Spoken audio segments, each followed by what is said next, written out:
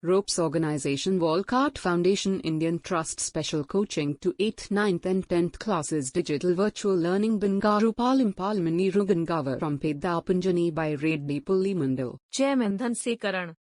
Director Drive Sri Lata. Hi, hello, welcome to Ropes Organization. This is Durga Prasad Reddy teaching in biology. Previous video already we are discussing about the fertilizers topic in 9th class biology topics. Let us continue the topic of organic farming. So in this video we are discussing about organic farming. What is mean by organic farming? So there is farming is basically different types. So farming is basically different types. So farming means that is called వ్యవసాయం. దాన్ని మనము వ్యవసాయం అని పిలుస్తూ ఉంటాం. So basically farming is divided by mainly two types. One is inorganic farming. Another one is organic farming. So it's the most important.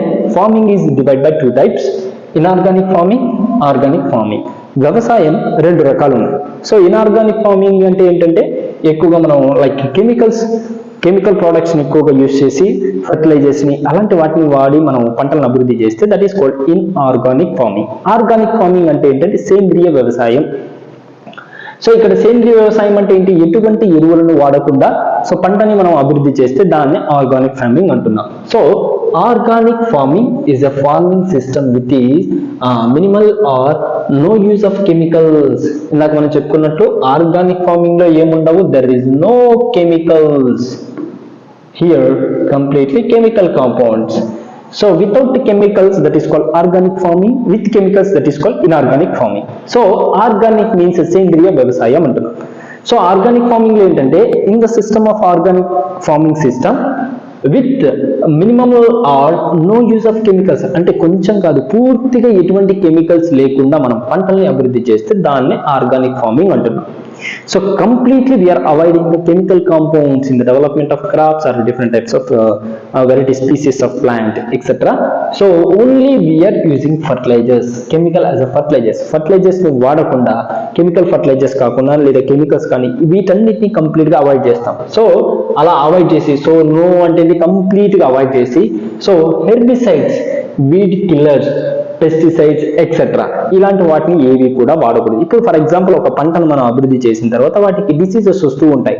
Diseases వచ్చినప్పుడు chemical pesticides కానీ లేదా హెర్బిసైడ్స్ కానీ అంటే వీడ్ కిల్లర్స్, కలుపు మొక్కలు రాకుండా ఉంటాయి కదా అలాంటి వాటిని కానీ ఫర్టిలైజర్స్ కానీ పెస్టిసైడ్స్, క్రిమి సంహారక మందులు వీటిని వాటిని కూడా వాడకూడదు. అలా వాడకుండా మనం డెవలప్ చేస్తే that is called the farming of organic farming. Organic farming లో ఇవి ఏమీ కూడా వాడము. ఇన్ఆర్గానిక్ ఫార్మింగ్ లో ఇవన్నీ వాడతాం. Fertilizers, herbicides, weed killers, pesticides, chemical fertilizers వీటన్నిటిని మనం ఎక్కడ వాడతాం? ఇన్ఆర్గానిక్ ఫార్మింగ్ లో వాడతాం. And with a maximum input of organic manures, recycled farm waste. So మరి ఆర్గానిక్ ఫార్మింగ్ లో ఏం వాడతాము? ప్లాంట్ యొక్క గ్రోత్ కావచ్చు లేదా ప్లాంట్ యొక్క డెవలప్మెంట్ కావచ్చు. సో వీటి యొక్క అభివృద్ధికి మనం వేటిని వాడతాము అంటే ఇక్కడ మనం ఏమి వాడచ్చు అంటే maximum input of organic manures. Only we are using of organic manures, recycled farm waste. దీంతో పాటు ఏం వాడుతున్నామంటే రీసైకిల్డ్ ఫార్మ్ వేస్ట్ అంటే కోళ్ళ ఎరువులు కానీ లేకపోతే పశువుల ఎరువులు కానీ షీప్ వేస్ట్ కానీ కౌ వేస్ట్ కానీ ఇలాంటి వాటిని సో రీసైకిల్డ్ మేనర్ లో మనము వీటిని ఎక్కువగా యూజ్ చేస్తాం.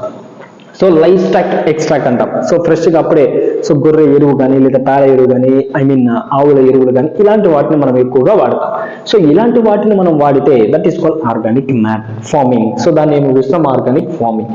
Use of bio agents. So వేటి కోసం వాడతామంటే వీటిని ఎలా వాడతామంటే బయో ఏజెంట్స్ గా వాడతాం. అంటే ప్లాంట్ ప్రొటెక్టెంట్స్ అంటాం. సో ప్లాంట్ ప్రొటెక్ట్స్ అంటే ఏంటంటే మొక్కలకు వ్యాధులు రాకుండా వాటిని ప్రొటెక్ట్ చేస్తూ ఉంటాయి. Such as culture of blue green algae in preparation of bio fertilizers. So కొన్ని బయో ఏజెంట్స్ కూడా ఉన్నాయి.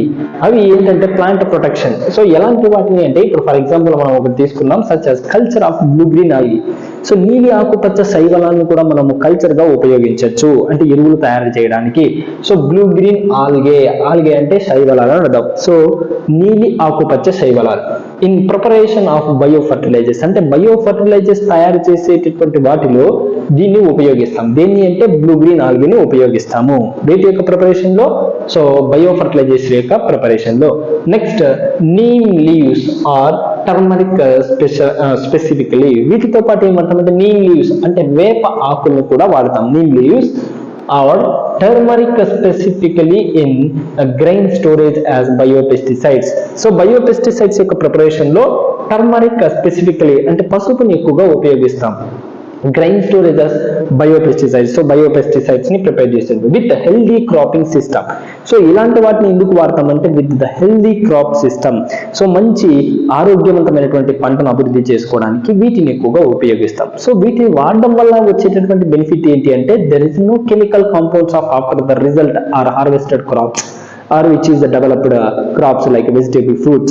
అంటే వీటి ద్వారా అభివృద్ధి అయినటువంటి పంటలు ఏవైతే ఉన్నాయో వెజిటేబుల్స్ ఫ్రూట్స్ కావచ్చు, వాటిలో కెమికల్ కాంపౌండ్స్ వాటి యొక్క కెమికల్ లెవెల్స్ అనేవి చాలా తక్కువ ఉంటాయి, ఆర్గానిక్ గా ఉంటాయి, మంచి హెల్దీ మంచి న్యూట్రిషన్స్ అనేవి ఉంటాయి. When we are using the chemicals, ఎప్పుడైతే మనం రసాయనిక పదార్థాలను వాడతామో అలాంటి పదార్థాలను వాడడం వల్ల ఏమవుతుందంటే మొక్కలో ఉన్నటువంటి న్యాచురల్ న్యూట్రియంట్స్ లెవెల్స్ తగ్గిపోతాయి, కెమికల్ లెవెల్స్ పెరిగిపోతాయి. So that's why must and should every farmer can choose this organic farming. అంటే ఇలాంటి ఆర్గానిక్ ఫార్మింగ్ చేయడం వల్ల హెల్దీ క్రాప్స్ అనేవి డెవలప్ అవుతాయి. So most of them we can avoid the chemical fertilizers, weed killers like pesticides. So వీటిని complete గా మనం avoid చేస్తే ఆర్గానిక్ ఫార్మింగ్ డెవలప్ చేసుకోవచ్చు. So this is call organic farming. So దీన్ని ఆర్గానిక్ ఫార్మింగ్ అని మనం పిలుస్తూ ఉంటాం. Next one irrigation. So next topic ఏంటంటే irrigation. So what is mean by irrigation? Irrigation is the process of watering method. So మనం ఏంటంటే పంటకి ఇచ్చేటటువంటి నీళ్లు, సో వాటరింగ్ చేస్తుంటాం కదా, సో ఆ ప్రాసెస్ ని ఇరిగేషన్ అంటాం. The process of applying controlled amounts of water. So here applying of control amounts of water ని కంట్రోల్ చేసేటటువంటి ప్రాసెస్ ని ఇరిగేషన్ అంటాం. Lands to assist the production of crops. Most agriculture in India depend the on timely monsoon and sufficient rainfall. అంటే వ్యవసాయం అనేది దేని మీద ఆధారపడి బతుకుతూ ఐ మీన్ పంటలు డెవలప్ అవుతుంటాయి అంటే నీటి మీద ఆధారపడి పెరుగుతూ ఉంటాయి. So water is the most important component in agriculture sector. So that is called the irrigation. So అంటే ఏంటి, పంటకి ఎప్పుడైతే నీళ్ళు అవసరమో అప్పుడు మనం ఇవ్వాలి. సో అందుకే ఏంటంటే వర్షాకాలంలోనే క్రాప్స్ వేస్తారు. బికాజ్ ఎందుకు అంటే రైనీ సీజన్ బేస్ చేసుకుంటే వర్షాలు అప్పుడప్పుడు పడుతూ ఉంటాయి కాబట్టి ఆ వాటర్ ని యూటిలైజ్ చేసుకుని క్రాప్స్ అనేవి డెవలప్ అవుతుంది. That is called monsoon. So or sufficient rainfall. ఎప్పుడైతే ఇలాంటి రైన్ఫాల్ లేనప్పుడు, సఫిషియంట్ గా లేనప్పుడు we are given to the artificial water. అంటే మనము ఆర్టిఫిషియల్ గా వర్షపాతం కాకుండా మనమే ట్యాంకర్స్ ద్వారా కావచ్చు లేదా వాటర్ ని సప్లై చేయాలి. That is most important thing. So hence poor monsoons causes of crop failures. ఎప్పుడైతే వర్షపాతం చాలా తక్కువ ఉంటుందో, ఋతుపవనాలు సరిగ్గా ఉండవో, ఆ వర్షపాతం సరిగ్గా లేనప్పుడు కాజెస్ ఆఫ్ క్రాప్ ఫెయిల్యూర్, పంట నష్టం అనేది జరుగుతుంది. Ensuring that the crops get water at the right stages during the growing season. So ఎప్పుడు అవసరం అంటే ప్రాపర్ ద రైట్ స్టేజ్, అంటే ఇంపార్టెంట్ స్టేజ్ లో వాటరింగ్ మనం కంపల్సరీ ఇవ్వాలి. ఎప్పుడు అంటే so growing stage or growing season లో ఇంక్రీజింగ్ ది ఎక్స్పెక్టెడ్ ఈల్డ్స్, అంటే మనకు కావాల్సినంత పంట రావాలంటే దానికి తగిన సమయంలో వాటర్ ప్రాసెస్ ని ఇవ్వాలి. సో మొక్క పెరిగే టైంలో నీటిని ఇస్తే అప్పుడు మొక్క బాగా పెరుగుతుంది, క్రాప్ అనేది ఎక్కువగా వస్తుంది, అంటే పంట దిగుబడి ఎక్కువగా వస్తుంది. సో ఆఫ్ ఎనీ క్రాప్, ఏ క్రాప్ అయినా same process. Different kinds of irrigation systems are appropriated by the supply of water to agriculture lands including the wells, canals, rivers and tanks. So ఈ ఇరిగేషన్ ప్రాసెస్ లో మనం తీసుకుంటే మొక్కకు కావాల్సినటువంటి నీటిని supply చేసే విధానంలో డిఫరెంట్ మెథడ్స్ ఉన్నాయి. సో చాలా వెరైటీస్ ఉన్నాయి, ఇంక్లూడింగ్ వెల్స్, బావుల ద్వారా కావచ్చు, క్యానల్స్ అంటే ఛానల్స్ సో కాలువల ద్వారా కావచ్చు, రివర్స్ ద్వారా కావచ్చు, ట్యాంక్స్ ద్వారా కావచ్చు, ఇలా డిఫరెంట్ మెథడ్ లో మనం ప్లాంట్స్ కి వాటరింగ్ చేయొచ్చు. So this is called the irrigation and organic farming గురించి డిస్కస్ చేసుకున్నాం. సో దీంట్లో మీకు ఏదైనా డౌట్స్ అనిపిస్తే కామెంట్ బాక్స్ లో కామెంట్ చేయండి. Thank you and all.